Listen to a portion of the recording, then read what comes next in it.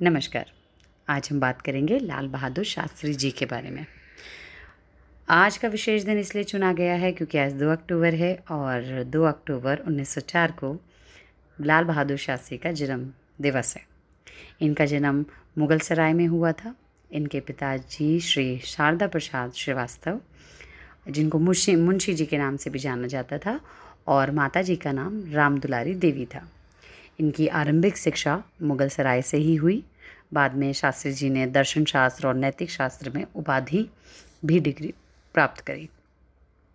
लाल बहादुर शास्त्री जी बचपन से ही मेधावी और स्वतंत्र विचारों के थे। अपने प्रारंभिक जीवन में वे गांधी जी और स्वामी विवेकानंद जी के विचारों से बहुत प्रेरित थे।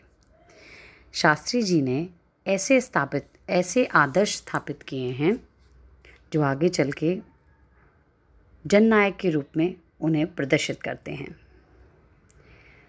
शास्त्री जी एक क्रांतिकारी व्यक्ति थे और इनके द्वारा गांधी जी का जो नारा था, करो या मरो, उसको बहुत ही चतुराई से बदलाव किया गया। उसमें मरो नहीं, मारो, और इस नारे ने देश में क्रांति की भावना को जगाया।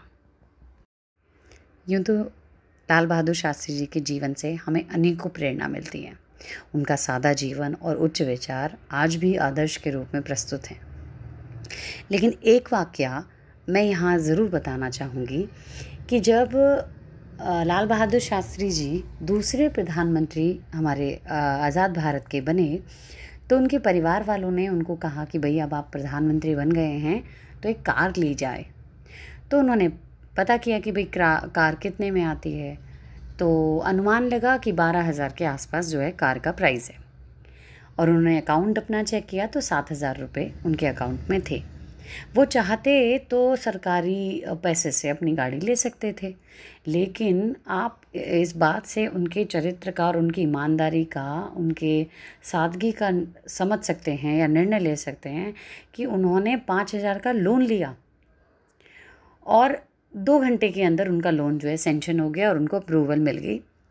इस बात से भी शास्त्री जी उस बैंक के मैनेजर को अपने पास बुलाते हैं और ये पूछते हैं कि क्या जैसे मैंने लोन अप्लाई किया और इतनी आसानी से मुझे लोन मिल गया, क्या सभी व्यक्तियों को लोन ऐसे ही मिलता है?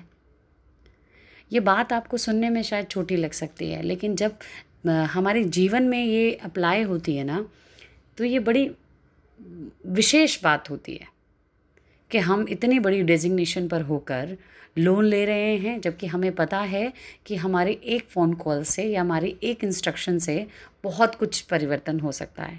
लेकिन शास्त्री जी अपनी ही इनकम से अपने संसाधन को जुटा पा रहे थे और नैतिकता के आधार पर इनका जो इस्तीफ़ा देने वाला जो हम उदाहरण पढ़ते हैं या सुनते हैं, वो तो आदर्श है हम सब के लिए।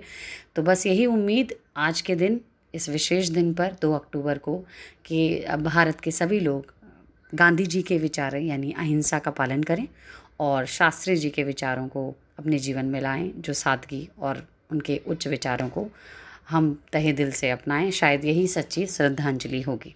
नमस्कार।